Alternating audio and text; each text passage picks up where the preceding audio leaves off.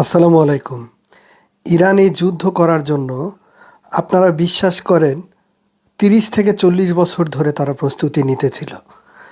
এমন প্রস্তুতি নেওয়া তারা নিয়েছে যে তারা জীবন মরণ লড়াই করবে, এরকম একটি প্রস্তুতি তারা নিয়েছে। ইরান জানে যে এই যুদ্ধে যদি পরাজিত হয় তাহলে তাদের আর কিছুই অবশিষ্ট থাকবে না, না তাদের সার্বভৌমত্ব, না তাদের জাতি, না তাদের দেশ, কিছুই থাকবে না। এই ধরে নিয়ে তারা এই যুদ্ধ জীবন মরণ করে লড়াই করে যাচ্ছে।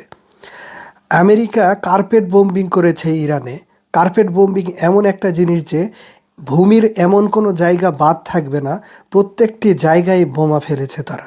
এইরকম একটা বোম্বিং করার পরেও তারা ইরানের সাথে পেরে উঠছে না।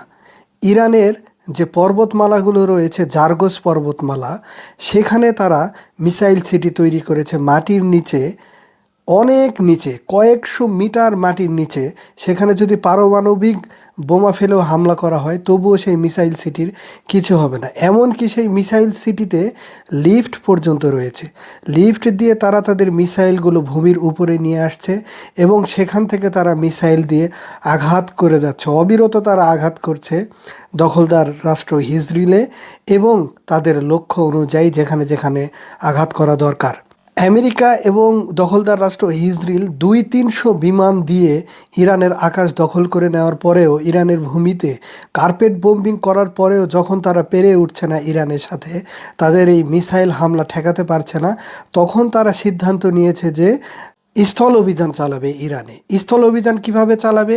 তারা তো তাদের সেনা সেখানে পাঠাবে না। তাদের সেনা সেখানে পাঠালে সেনার মৃত্যুর হার বাড়বে, অসংখ্য সেনা জীবন হারাবে এবং আমেরিকাতে দেখা গেছে যে জনগণ বিক্ষোভ শুরু করে দিবে। ট্রাম্পের সরকারের পতন হয়ে যাওয়ার একটি সম্ভাবনা আছে। সেক্ষেত্রে তারা কুর্দি বাহিনীর সাথে একটি সমঝোতা করেছে।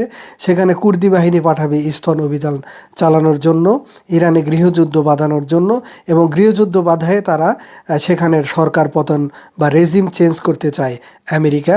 ইরান এক্ষেত্রে বলে রেখেছে যদি কুর্দি বাহিনী দিয়ে স্থল অভিযান করার চেষ্টা করে আমেরিকা বা দখলদার রাষ্ট্র, তাহলে দখলদার রাষ্ট্র ইসরায়েলে যে একমাত্র পারমাণবিক কেন্দ্র বা পারমাণবিক বোমার যে আস্তানা রয়েছে সেখানে ইরান হামলা চালাবে।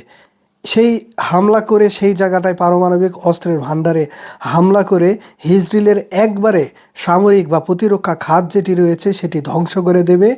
এটি শোনার পরে ইসরায়েল এবং আমেরিকার একবারে পিলে চমকে গেছে, তাদের গলার মধ্যে মাছের কাঁটা বিঁধে গেছে। সবাই ভালো থাকবেন। আসসালামু আলাইকুম।